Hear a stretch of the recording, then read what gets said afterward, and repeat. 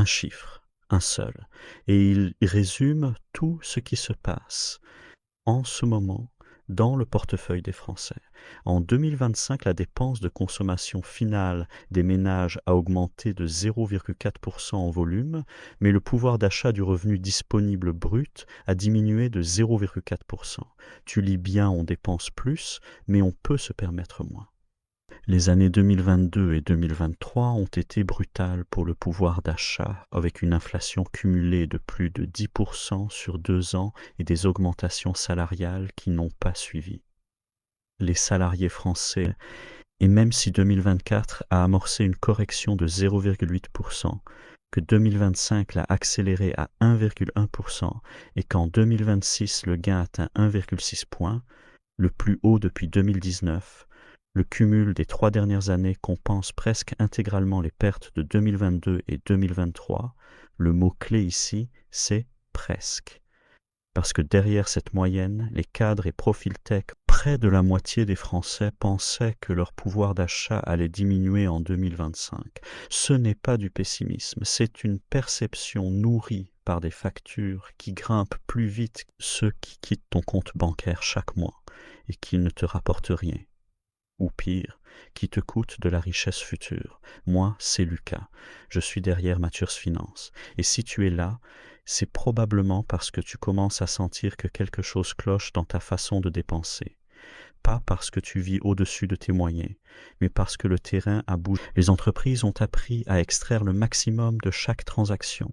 Et toi, tu continues peut-être avec les mêmes habitudes qu'en 2019 sans te rendre compte que certaines de ces habitudes sont devenues de véritables sabotages financiers. Ce que je vais faire ici, c'est passer en revue une série de dépenses que la majorité des gens considèrent comme normales, mais qui, en 2026, ne valent plus ce qu'elles coûtent. Certes, toutes ont un point commun, elles exploitent soit la commodité, soit le statut, soit l'inertie psychologique, et elles t'empêchent de construire ce que tu veux vraiment construire, ta liberté financière.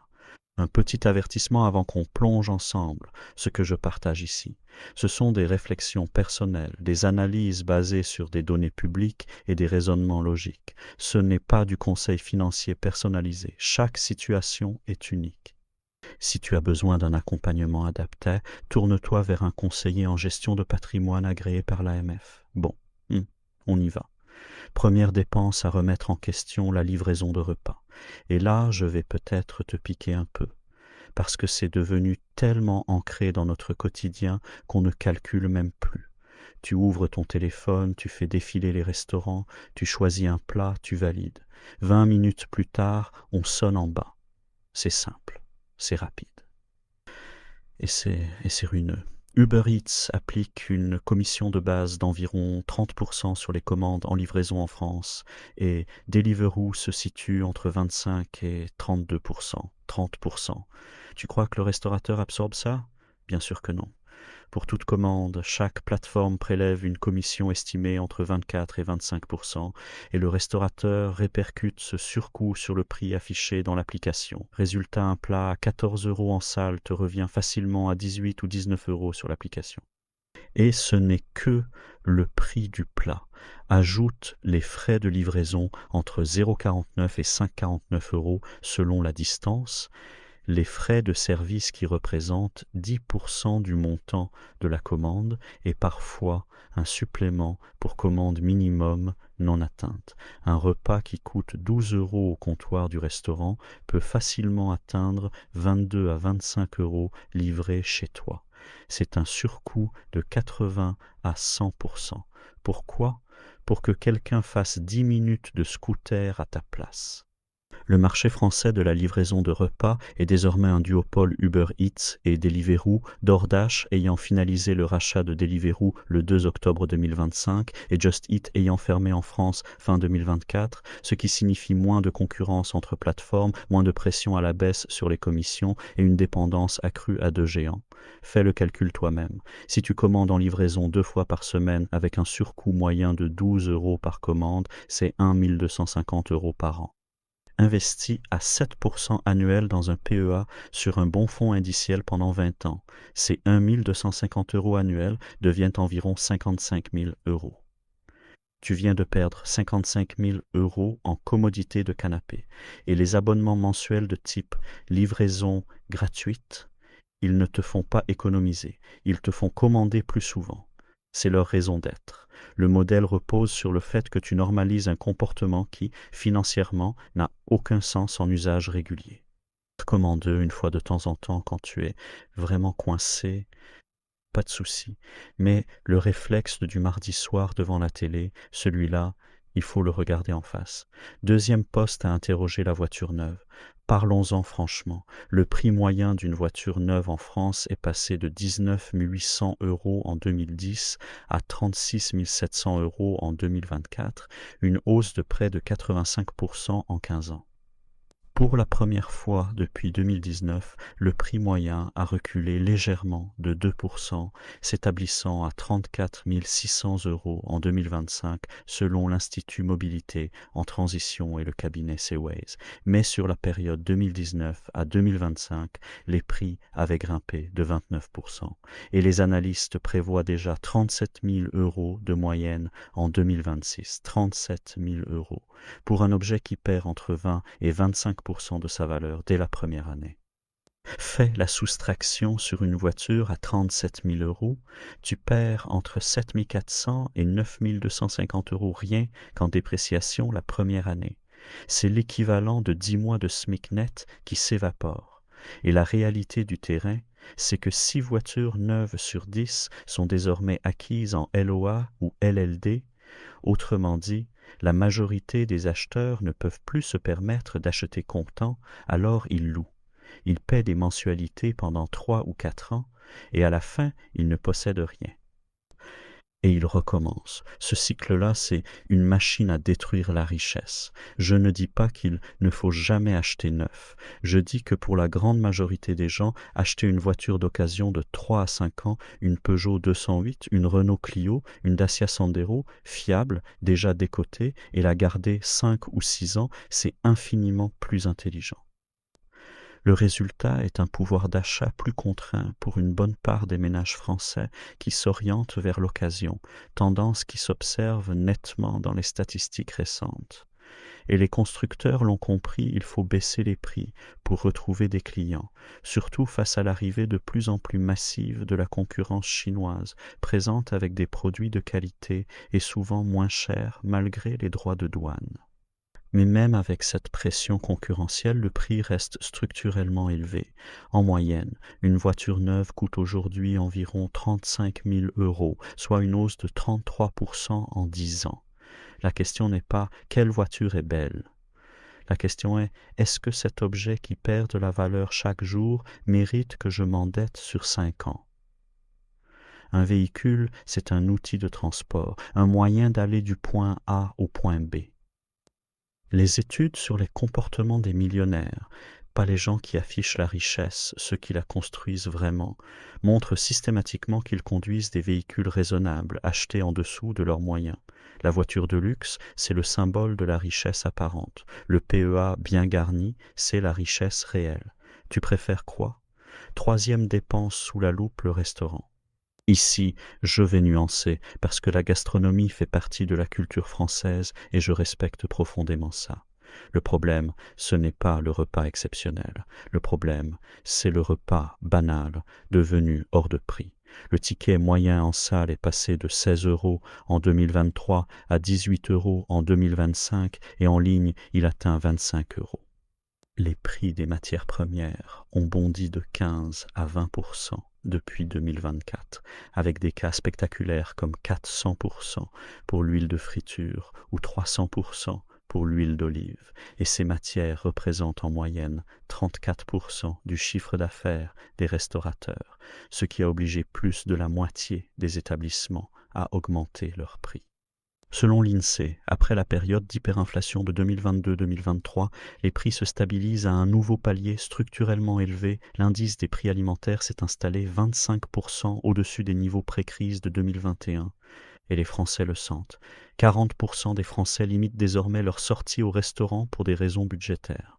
Seulement 37% des Français déclarent fréquenter un établissement de restauration au moins une fois par semaine au déjeuner Et le soir, la fréquentation régulière chute encore, seulement 22% déclarent dîner au restaurant au moins une fois par semaine. Bernard Boutboul, dirigeant de Gira Conseil, pointe notamment une inflation trop fortement répercutée qui a pesé sur la fréquentation. Les boissons, c'est là où le bat blesse le plus. Un café en terrasse à Paris oscille entre 3,50 et 5 euros. Un verre de vin ordinaire, 7 à 9 euros. Un cocktail, 14 à 18 euros. Le coût réel de ces produits pour l'établissement, une fraction. Le café que tu payes 4 euros coûte entre 15 et 25 centimes en matières premières. Tu payes le loyer du quartier, le salaire du serveur et la marge du patron.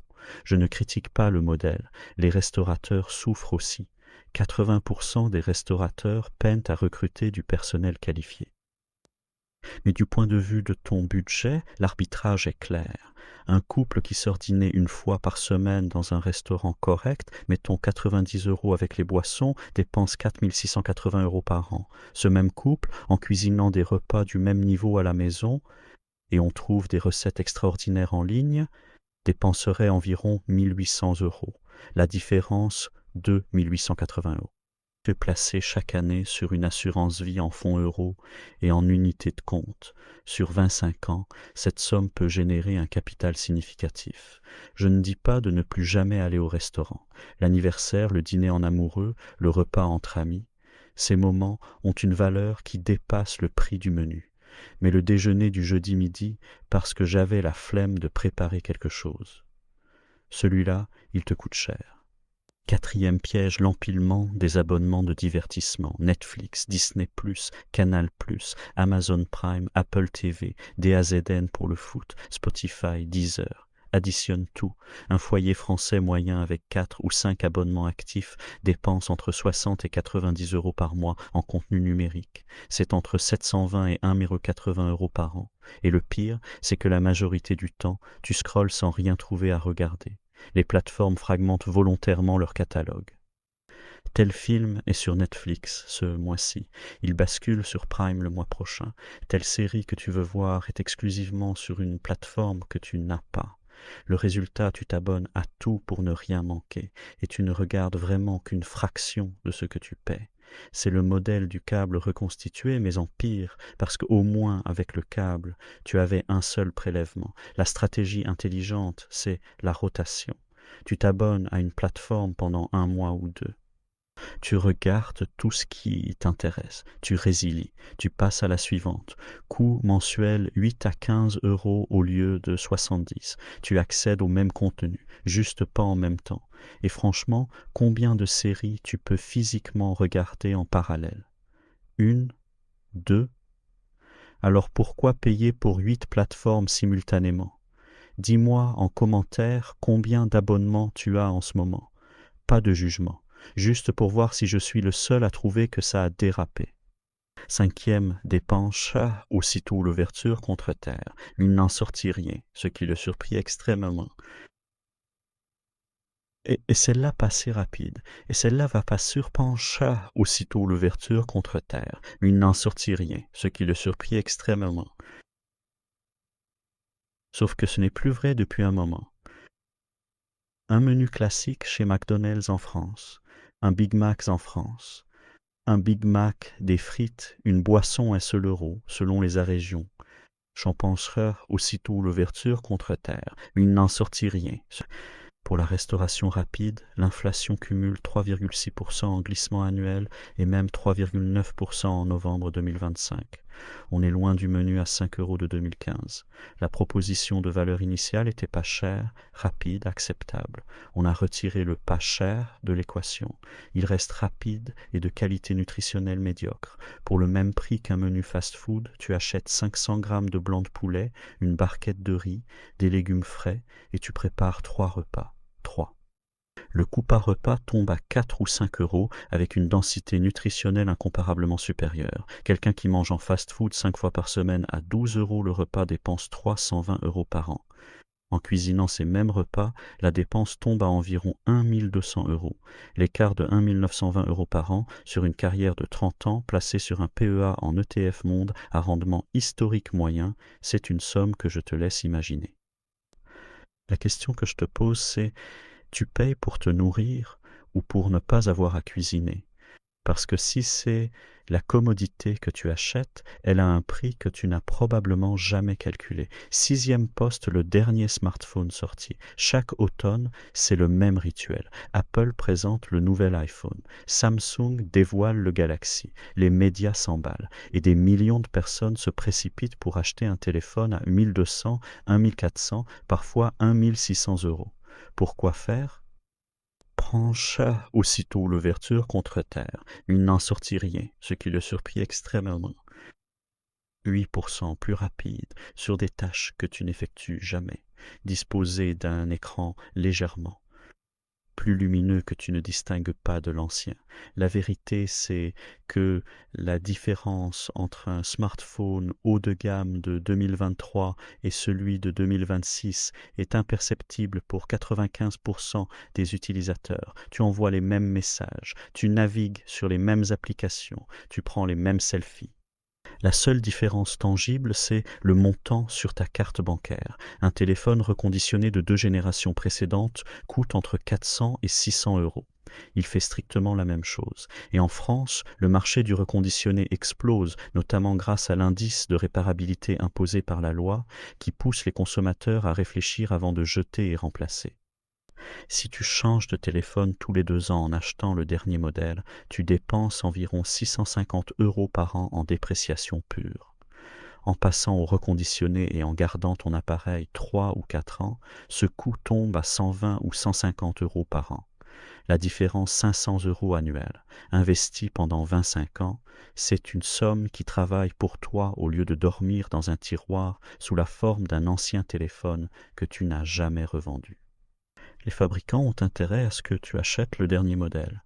Toi, tu as intérêt à acheter ce qui fonctionne au meilleur prix. Ces deux intérêts ne sont pas alignés. Retiens ça. Septième dépense à regarder autrement le mariage somptueux.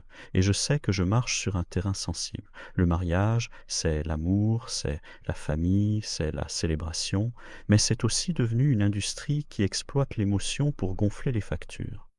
En France, le coût moyen d'un mariage se situe entre 12 000 et 15 000 euros pour un événement modeste et grimpe facilement à 30 000 ou 40 000 euros pour un mariage comme on en voit sur les réseaux. Un lieu de réception qui coûte 1 500 euros pour un événement privé en coûte soudainement 5 000 quand le mot mariage est prononcé. Le photographe, 800 euros pour un reportage famille, 2 500 euros pour un mariage. Le fleuriste, le traiteur, le DJ, tout est multiplié par 2 ou 3 dès que l'étiquette change. Est-ce que le service est 2 fois meilleur? Non. C'est le même photographe avec le même appareil, les mêmes fleurs, le même DJ qui passe les mêmes playlists.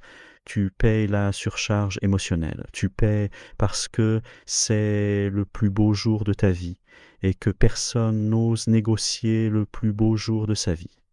Les recherches sur la corrélation entre le coût du mariage et la durée de l'union montrent un résultat contre-intuitif. Les mariages les plus chers sont statistiquement associés à un taux de divorce plus élevé. L'explication probable, le stress financier généré par la dépense pèse sur les premières années du couple. Un couple qui commence sa vie commune avec un prêt de 25 000 euros pour financer une fête de 6 heures par avec un handicap.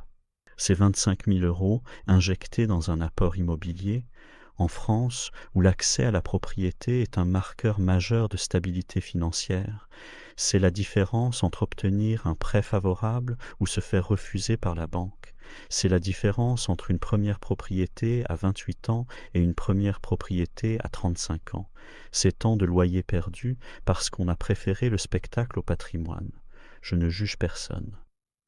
Si le mariage grandiose est financé sans dette, sans compromis sur l'épargne de précaution, sans amputer le PER ou le PEA, vas-y.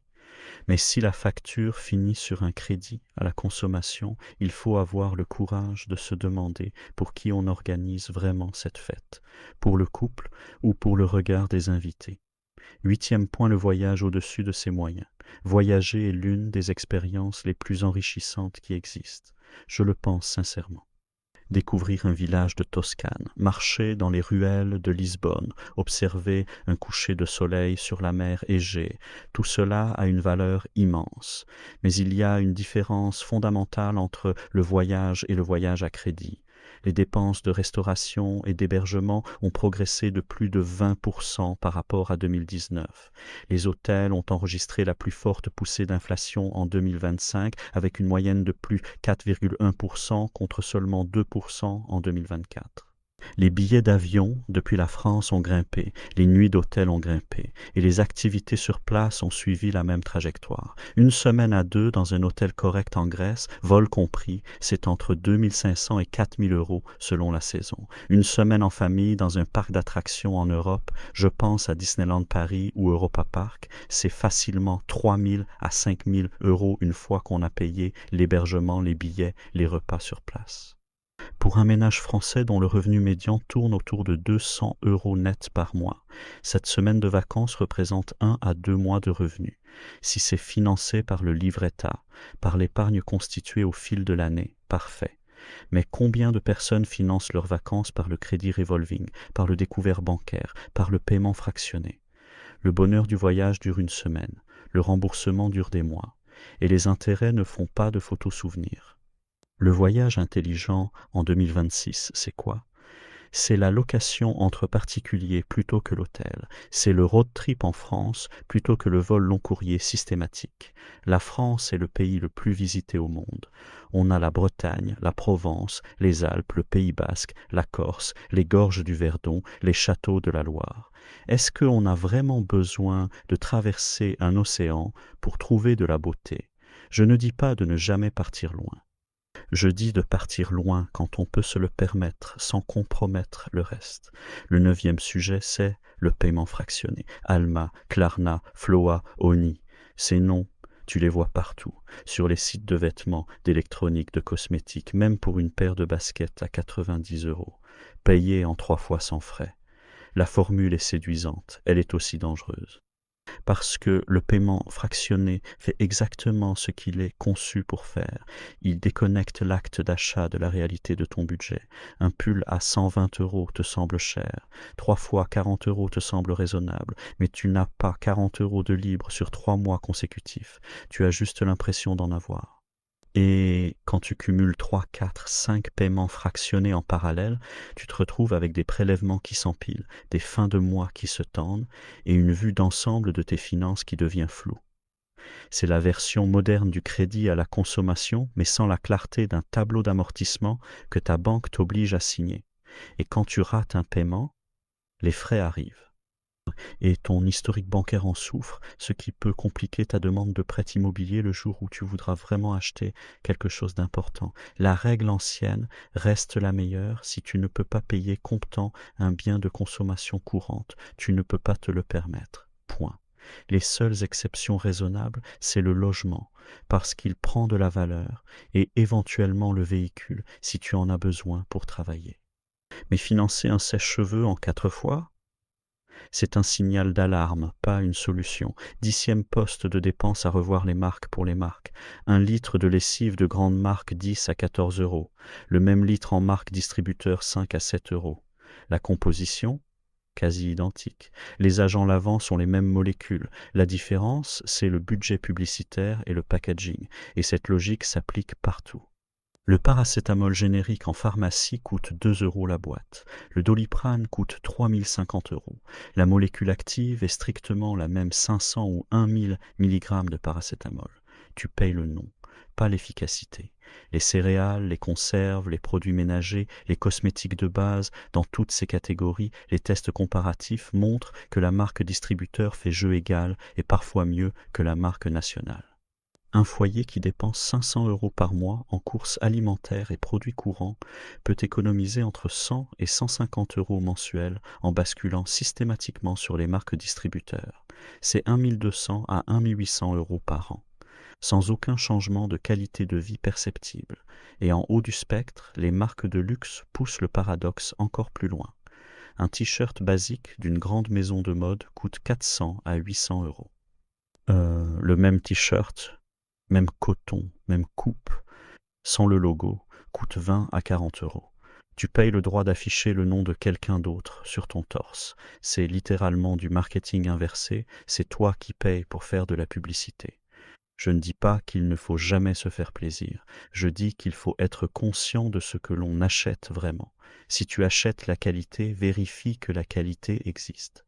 Si tu achètes le nom, assume que tu achètes du vent très bien emballé certes, mais du vent.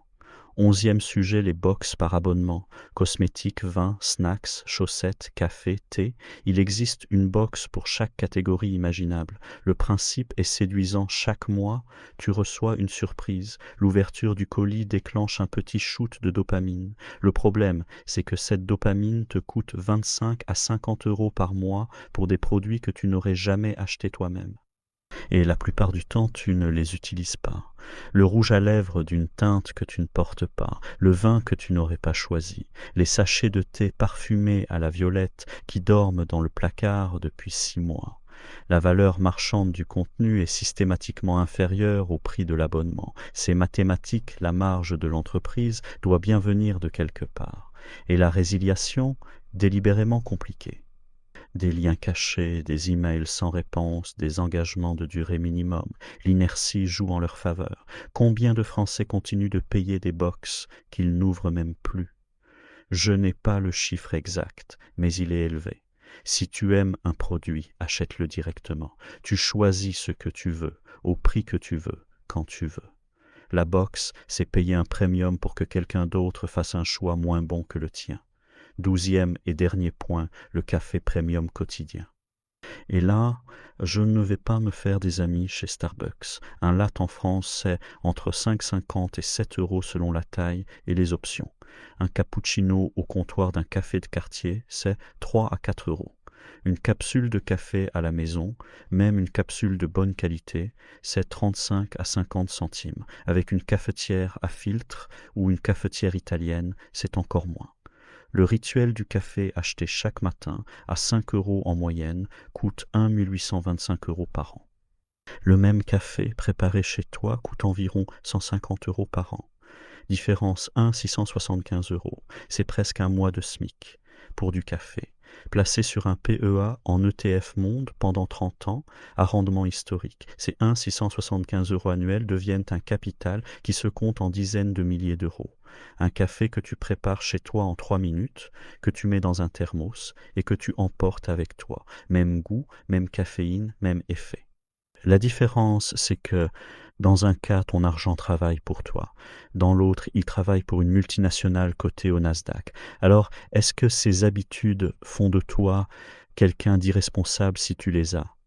Non, absolument pas. On vit dans une économie conçue pour que tu dépenses sans réfléchir. Chaque interface, chaque publicité, chaque offre limitée est calibrée pour court-circuiter ta réflexion et activer ton impulsion. Ce n'est pas ta faute. Mais maintenant que tu sais, c'est ta responsabilité. Chaque catégorie qu'on a vue représente entre 1 000 et 5 000 € par an. Combine-en 3 ou 4 et tu arrives à 10 000 ou 15 000 € de dépenses annuelles qui ne t'apportent quasiment aucune satisfaction durable. Ce même argent redirigé vers un PEA, un PER, une assurance vie, un livret A, un investissement immobilier locatif, il change ta trajectoire, pas dans 10 ans, maintenant. Parce que chaque euro investi aujourd'hui, c'est un euro qui travaille pendant que tu dors. Chaque euro dépensé par habitude, c'est un euro qui disparaît pour toujours. La différence entre ces deux réalités sur une vie, c'est la différence entre subir sa retraite et la choisir. Le point de bascule, il n'est pas dans la privation, il n'est pas dans le fait de vivre comme un ascète, de manger des pâtes tous les soirs et de ne jamais se faire plaisir. Le point de bascule, il est dans la lucidité. Et la lucidité, ça s'apprend. Ce que je t'ai présenté jusqu'ici, c'est une cartographie des fuites, ces dépenses qui se sont installées dans tes habitudes, parfois depuis des années, et qui s'écoulent discrètement chaque mois sans que tu les questionnes. Maintenant, on va aller plus loin, parce que savoir où l'argent fuit, c'est bien. Savoir où le rediriger et comment le faire concrètement dans le cadre fiscal et réglementaire français, c'est ce qui fait la vraie différence. Et c'est exactement ce qu'on va creuser ensemble. Reprenons les chiffres qu'on a posés. Quelqu'un qui optimise ne serait-ce que 4 des 12 postes qu'on a identifiés, disons la livraison de repas, le fast-food, le café quotidien et les abonnements de divertissement, économise entre 5 000 et 7 000 euros par an. Ce n'est pas une projection théorique, c'est le calcul brut conservateur basé sur des prix réels de 2025 et 2026 en France. La question qui se pose alors, c'est que faire de ces 5 000 à 7 000 euros récupérés, les laisser dormir sur un compte courant à 0%? Non. C'est exactement comme ça qu'on laisse l'inflation grignoter silencieusement ce qu'on a mis de côté. En 2026, l'inflation est projetée à 1,3% selon la Banque de France, après un point bas de 0,9% en 2025. C'est modéré, certes. Mais 1,3% par an sur 20 ans, ça fait perdre environ 23% de pouvoir d'achat à un capital qui ne bouge pas. Ton argent fond. Doucement, discrètement, mais ils font. Première stratégie concrète, le PEA, le plan d'épargne en action. Si tu n'en as pas encore, c'est probablement l'outil le plus puissant à ta disposition en tant que résident fiscal français. Le PEA te permet d'investir jusqu'à 150 000 euros en actions européennes ou en fonds indiciels éligibles et après 5 ans de détention, les plus-values sont exonérées d'impôt sur le revenu. Tu ne payes que les prélèvements sociaux de 17,2%. Comparé à un compte-titre ordinaire où tu es imposé au prélèvement forfaitaire unique de 30%, la fameuse flat tax, la différence est considérable sur le long terme. Prenons un exemple très concret. Tu récupères 500 euros par mois grâce aux optimisations qu'on a discutées. Tu les verses chaque mois sur ton PEA. Tu investis dans un ETF répliquant l'indice MSCI World ou le StoxX Europe 600, des fonds diversifiés qui suivent les grandes entreprises mondiales ou européennes.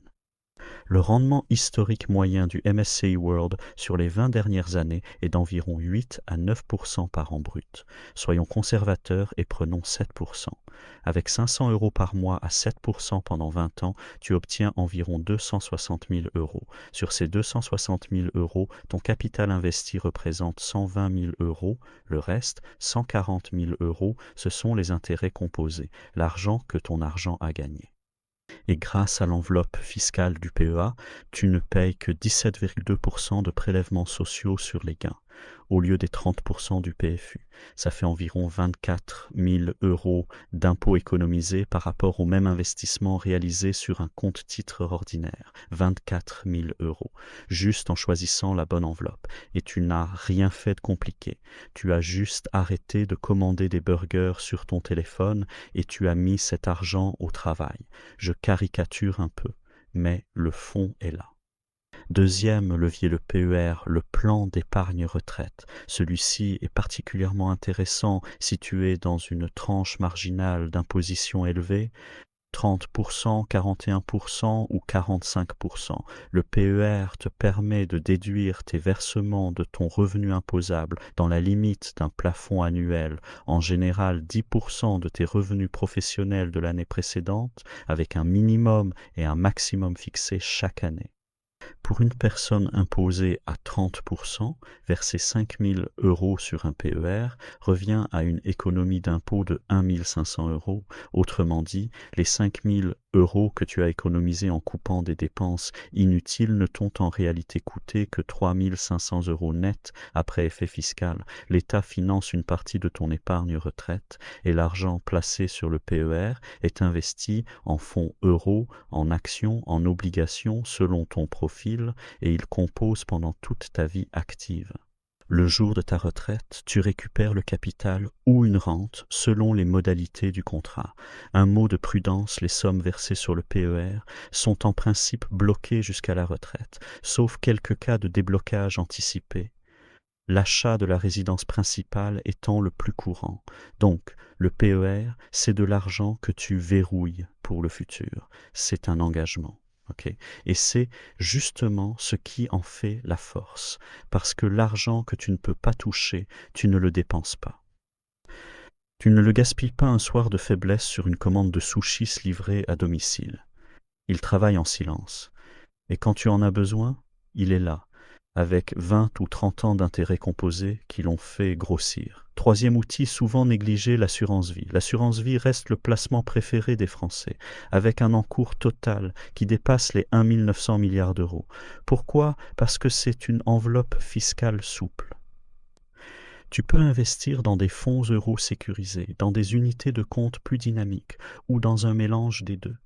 Les gains ne sont taxés qu'au retrait et après 8 ans, tu bénéficies d'un abattement annuel de 4 600 euros pour une personne seule ou 9 200 euros pour un couple. En d'autres termes, tu peux retirer chaque année une partie de tes gains sans payer d'impôt dessus, tant que tu restes dans cet abattement. Et en cas de transmission, l'assurance vie permet de transmettre jusqu'à 152 500 euros par bénéficiaire sans droit de succession, si les versements ont été faits avant 70 ans. C'est un outil patrimonial redoutable. L'assurance vie n'est pas réservée aux riches. Un versement de 100 euros par mois sur un contrat en gestion pilotée, c'est accessible à quasiment tout le monde. Et sur 20 ans, ça construit un matelas financier qui peut servir de complément de retraite, de fonds d'urgence ou de tremplin pour un projet.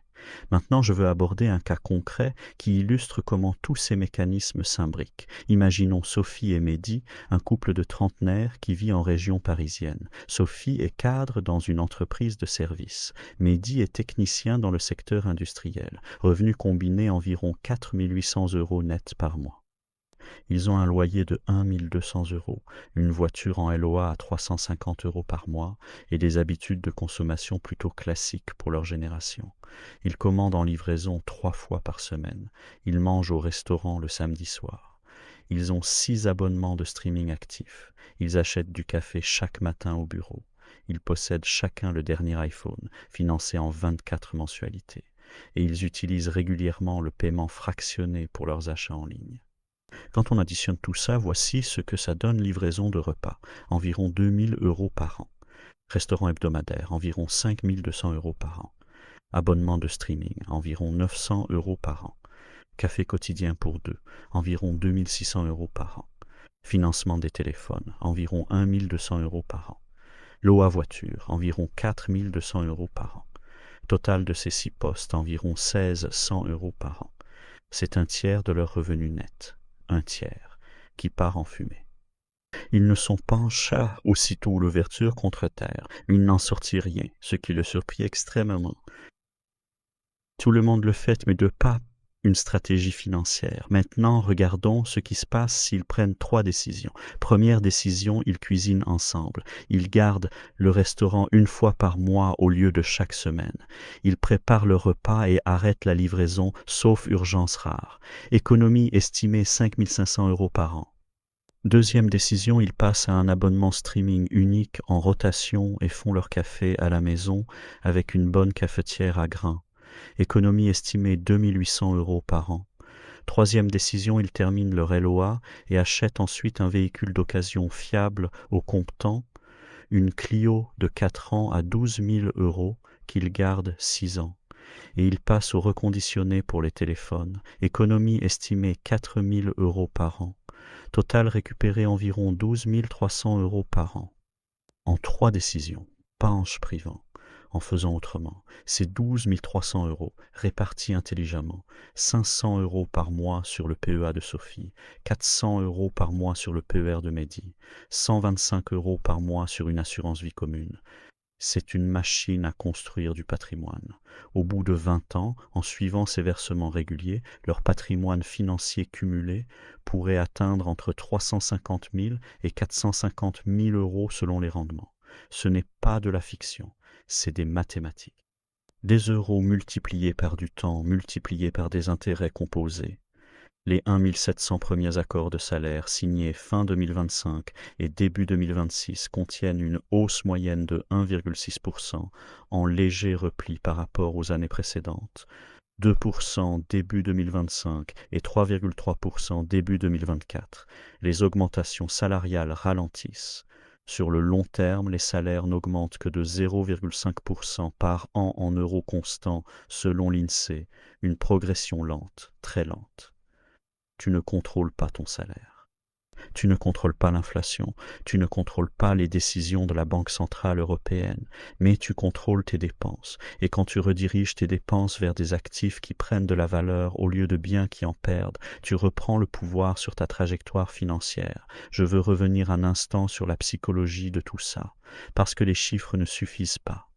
Si les chiffres suffisaient, personne ne fumerait, personne ne mangerait de fast-food, et tout le monde ferait du sport 5 fois par semaine.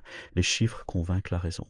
Mais c'est l'émotion qui guide le comportement. Les entreprises le savent parfaitement. Chaque bouton commandé maintenant est de couleur orange ou verte parce que ces couleurs activent des réponses neurologiques spécifiques. Chaque notification, votre plat préféré est en promotion. Arrive à 18h30 quand ta fatigue décisionnelle est au maximum. Chaque écran de paiement fractionné affiche le montant de chaque mensualité en gros et le coût total en petit.